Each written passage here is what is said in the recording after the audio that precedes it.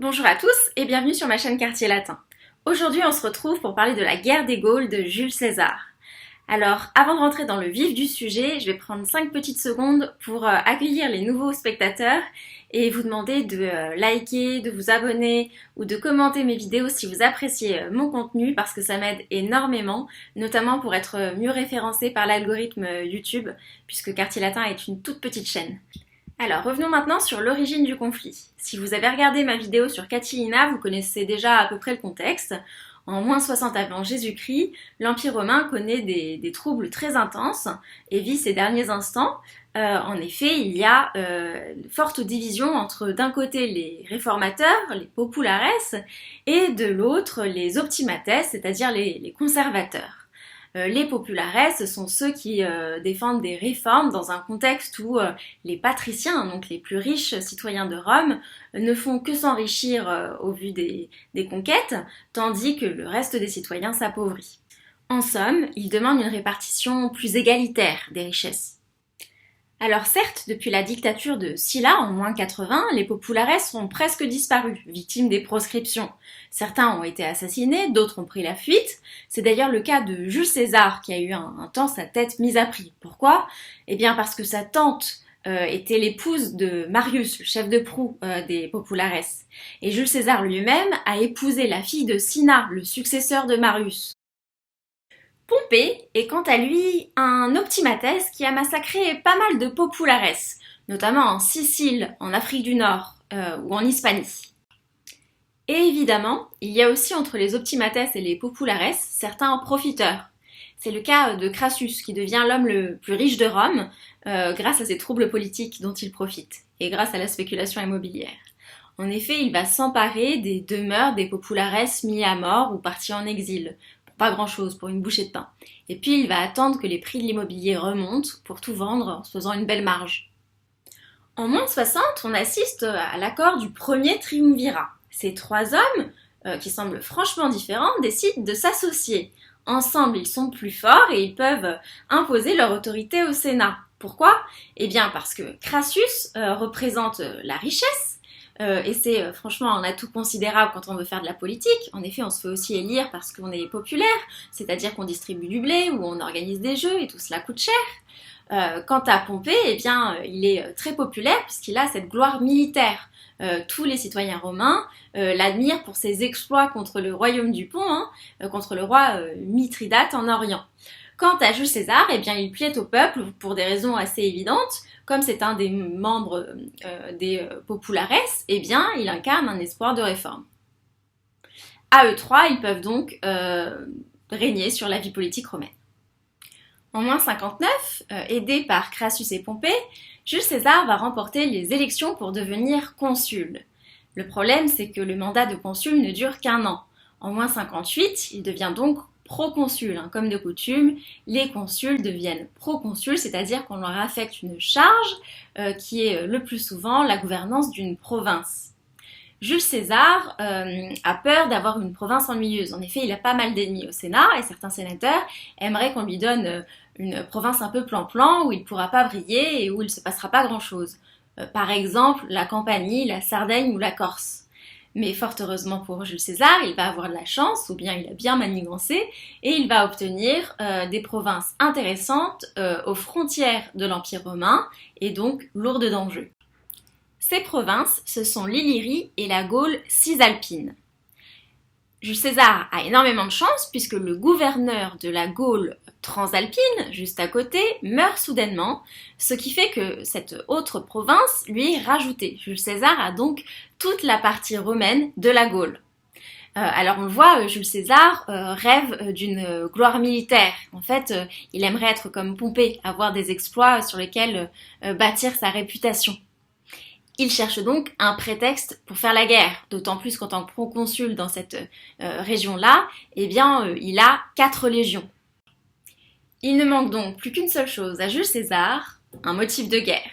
C'est tout trouvé lorsque les Helvètes décident de brûler leurs terres, pour s'interdire de revenir, et de migrer vers la Gaule intérieure. En effet, les Helvètes ont peur des Germains qui ont commencé à les envahir. Ils veulent donc trouver un refuge vers l'Aquitaine. Pour cela, ils doivent traverser la vallée du Rhône. C'est ce prétexte-là que Jules César va prendre pour intervenir.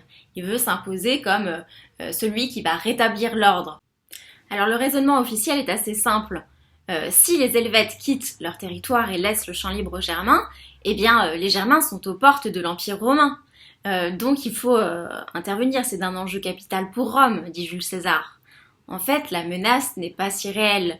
L'année passée, lorsque Jules César était consul, il avait reçu à Rome Arioviste, l'un des chefs des Germains, à qui il avait donné le titre d'ami du peuple romain.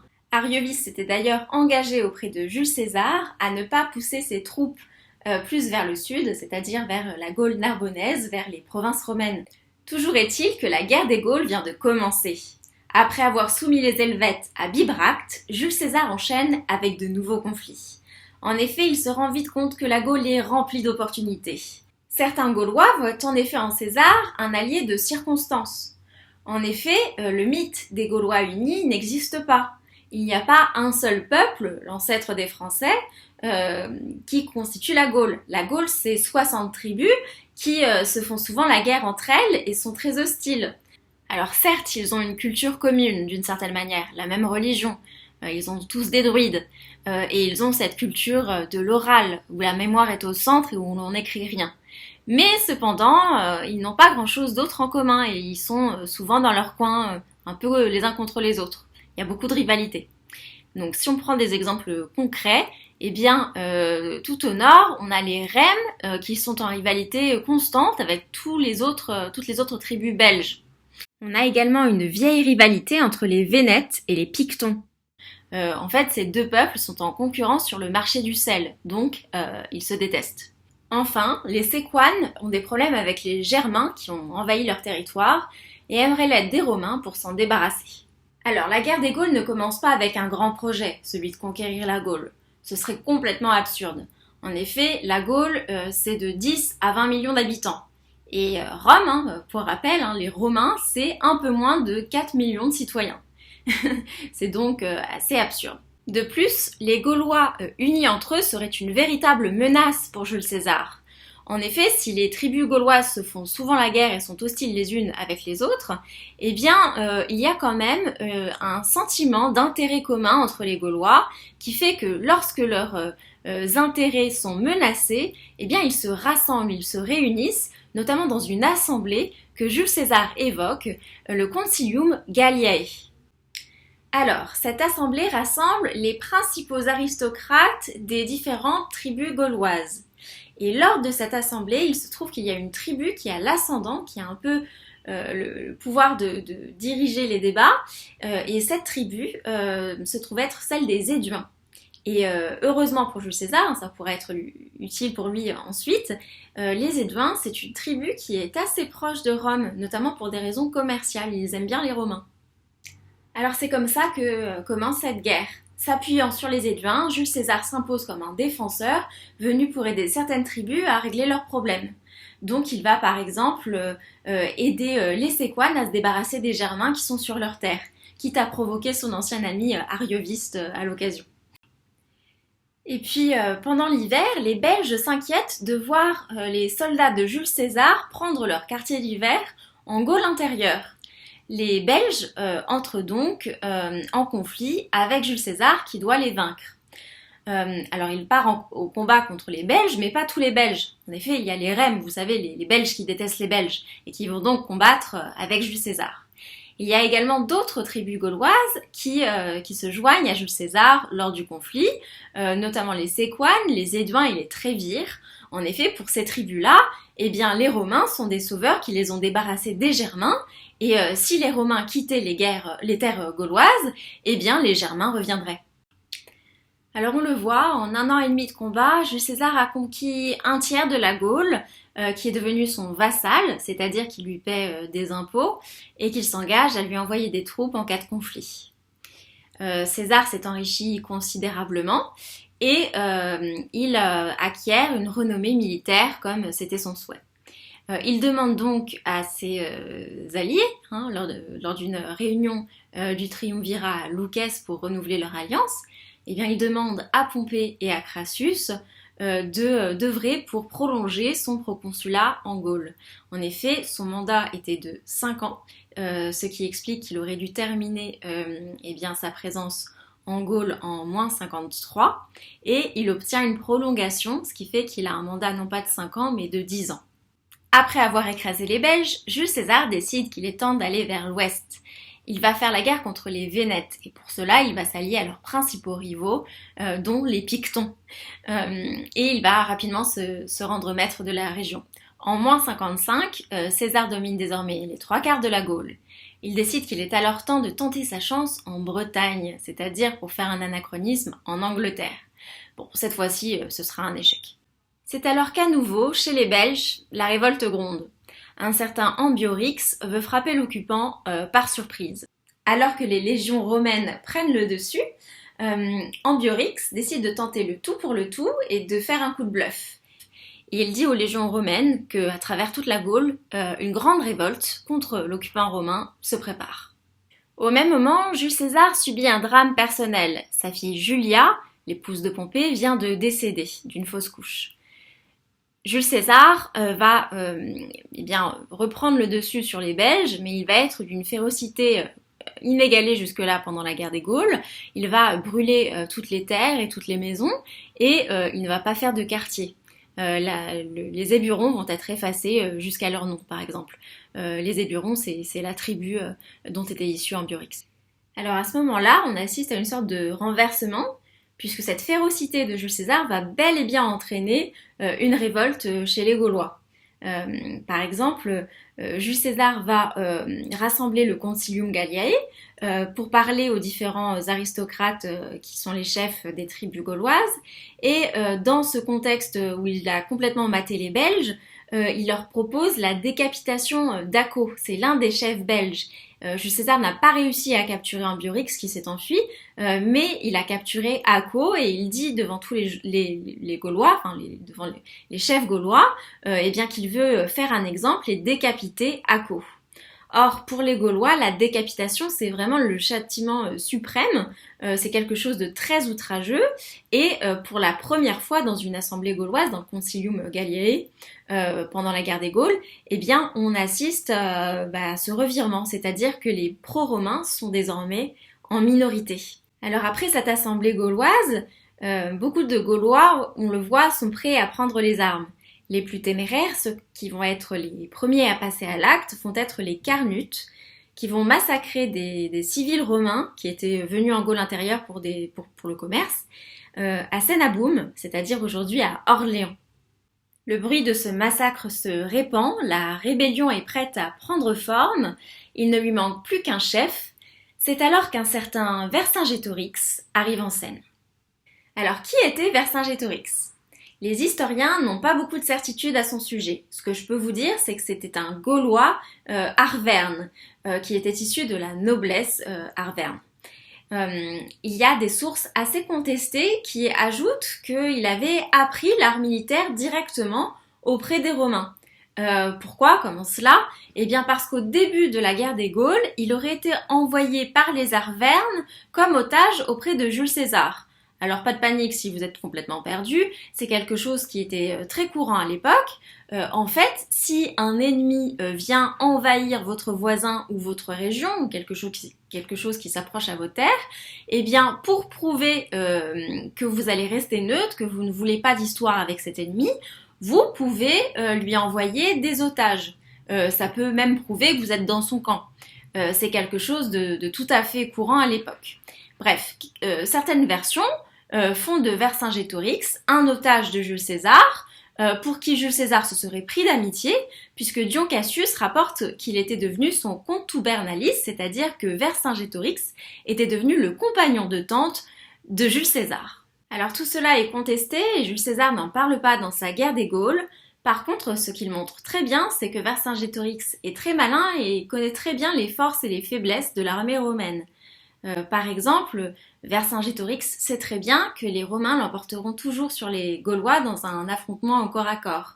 Pourquoi ? Parce que les Romains sont beaucoup mieux préparés, aussi beaucoup mieux équipés, Et ils ont l'avantage de pouvoir se reposer lors d'une bataille qui dure par exemple plusieurs heures ou toute une journée.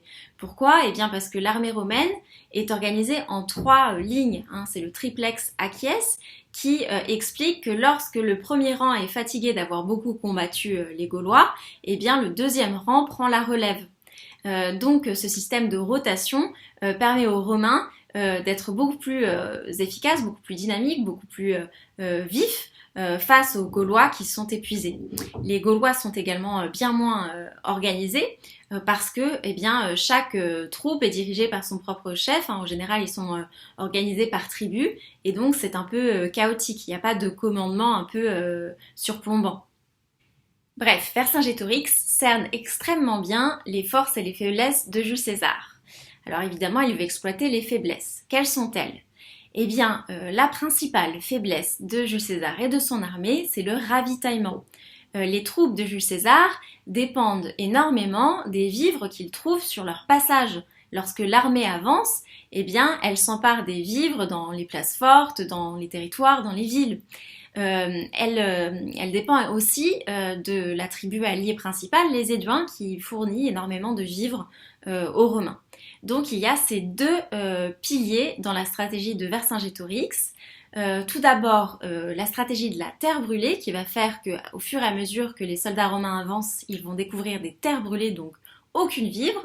Et aussi, deuxième stratégie qui prend plus de temps, Vercingétorix va essayer de convaincre les Éduins de changer de camp. Alors cette stratégie a tout pour marcher. Les Gaulois réunis autour de Vercingétorix vont brûler une à une les villes des Bituriges que traverse actuellement l'armée romaine. Et déjà, les soldats de Jules César sont en train de mourir de faim, ils n'ont plus de blé. Et ils se nourrissent principalement de quelques bêtes trouvées ça et là sur le territoire en s'éloignant un peu et en cherchant beaucoup. Vercingétorix jubile, les Romains sont sur le point d'être vaincus par la faim et c'est alors qu'apparaît une certaine résistance du côté des Gaulois cette fois-ci, un certain problème qui est que la prochaine ville sur l'itinéraire des Romains est celle d'Avaricum. Et là, les Gaulois bloquent, ils ne veulent pas brûler Avaricum. Pourquoi est-ce qu'ils ne veulent pas la brûler? Parce qu'ils disent que c'est le plus bel oppidum de la Gaule, la plus belle ville. C'est un peu si aujourd'hui nous étions en guerre et que nous devions brûler la tour Eiffel, eh bien il y aurait peut-être une petite réticence. Et ici c'est ce qui se passe. Les aristocrates qui sont à côté de Vercingétorix à l'Assemblée ne veulent pas brûler Avaricum. Ils expliquent à Vercingétorix qu'ils peuvent la défendre, que en plus c'est un oppidum qui est très bien protégé naturellement puisqu'elle est entourée par une rivière et par un marais. Bref, il faut tenter de sauver Avaricum. Alors, vous l'avez sans doute deviné, Jules César va réussir à prendre Avaricum et là il va laisser à ses soldats le temps de se reposer, de reprendre des forces et de manger à leur faim en se rassasiant des vivres d'Avaricum.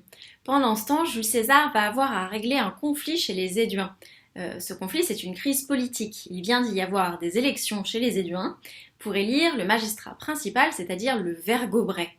Et là, le problème, c'est que l'élu, le Vergobret élu, un certain Convicto Litavis, est contesté par son principal rival, un certain Cotos. Et Jules César veut absolument comprendre la situation, maîtriser ce qui va se passer, car dans un contexte où la Gaule est complètement révoltée contre lui, il ne faudrait pas que la crise éduenne les fasse basculer de l'autre côté. Il ne faudrait pas, par exemple, que Cotos fasse appel à Vercingétorix pour maîtriser la situation dans sa tribu. Pas d'ingérence de Vercingétorix dans la politique éduenne. Jules César s'y rend donc et explique aux Éduins que le véritable Vergobret est bien Convicto Litavis, il a été élu selon les règles et il faut donc passer à la suite. Convicto Litavis, pour remercier Jules César, va lui promettre de lui envoyer des tonnes de vivres pour ses soldats et également 10 000 soldats pour l'aider dans ses prochaines batailles. César va de l'avant, il se dit qu'il peut maintenant reprendre le combat et il divise son armée en deux. Une partie part avec Labienus à sa tête, reconquérir les Sénons et les Parisii. Quant à Jules César, il marche le long de l'Allier vers Gergovie avec 6 légions. Alors, ce qu'on voit maintenant est assez comique. Il se trouve que Vercingétorix part donc en direction de l'Allier pour faire face à Jules César, et les deux camps vont descendre l'Allier en s'observant sans qu'il ne se passe rien. En effet, à chaque fois qu'il y a un pont au devant d'eux, qui permettrait aux deux camps de se faire face, hein, de s'affronter enfin, par exemple Jules César pourrait traverser vers Vercingétorix, et bien à chaque fois qu'il y a un pont, Vercingétorix envoie des éclaireurs détruire ce pont. Par la ruse, Jules César va finir par réussir à traverser. En effet, il doit passer par une forêt. Et là, il coupe son armée en deux. Il y en a une partie, la partie majoritaire en nombre, qui va traverser hors de la forêt.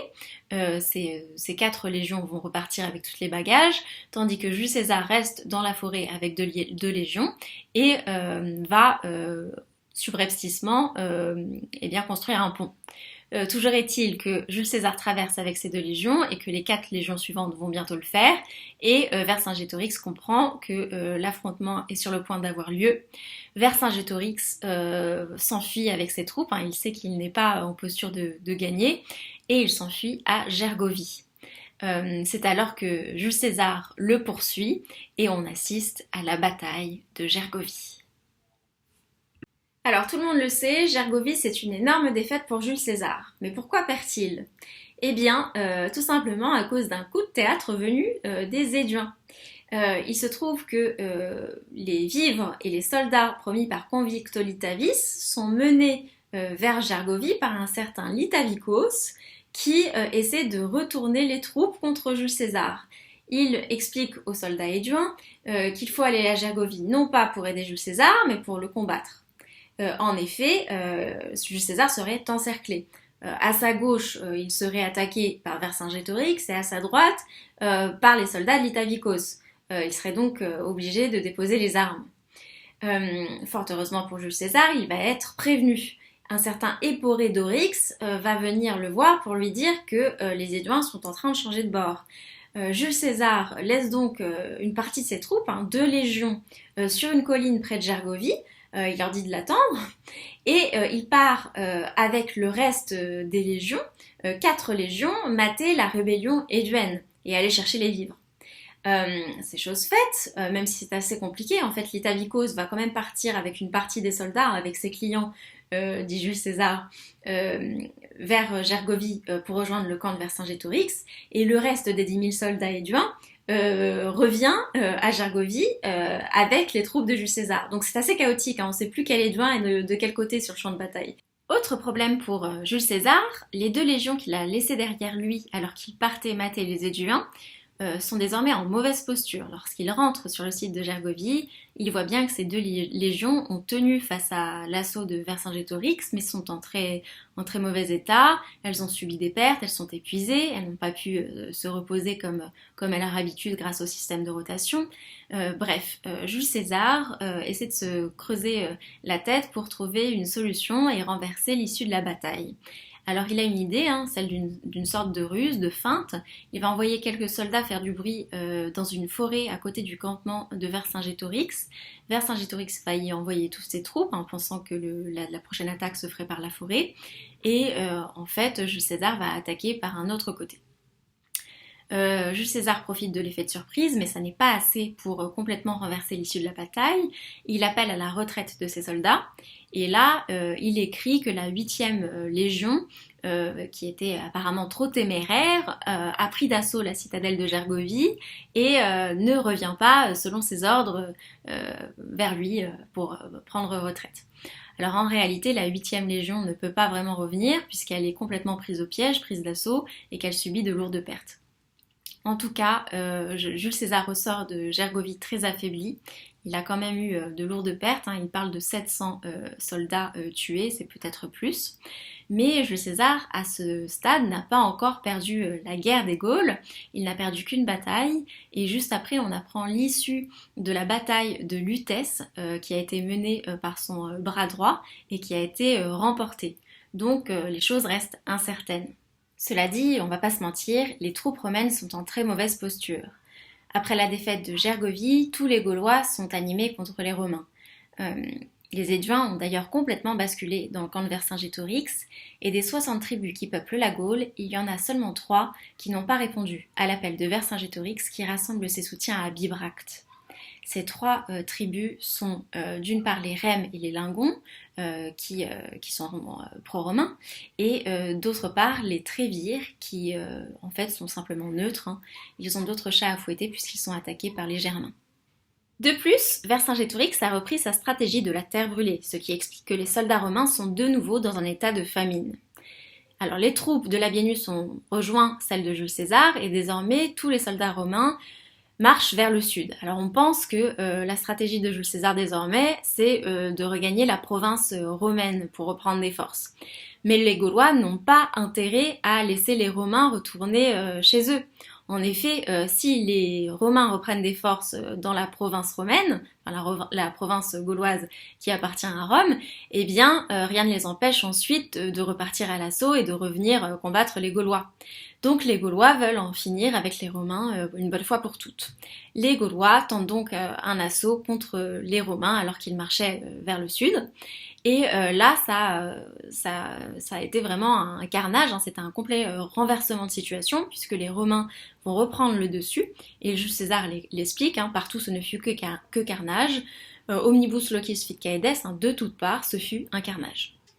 Alors les Gaulois qui le peuvent prennent la fuite, et sur les ordres de Vercingétorix, ils vont aller se réfugier dans l'oppidum le plus proche, c'est-à-dire Alésia. Et là, je suis sûre que vous savez déjà ce qui va se passer, mais je ne résiste pas à l'envie de vous le raconter très rapidement. Jules César marche avec ses soldats vers Alésia et on va avoir un siège. D'ailleurs, Jules César trouve Vercingétorix assez stupide. Quelle idée d'aller s'enfermer dans un oppidum qui est assez petit, en tout cas trop petit pour tous les soldats de Vercingétorix, et où ils n'ont que 2 mois de vivre.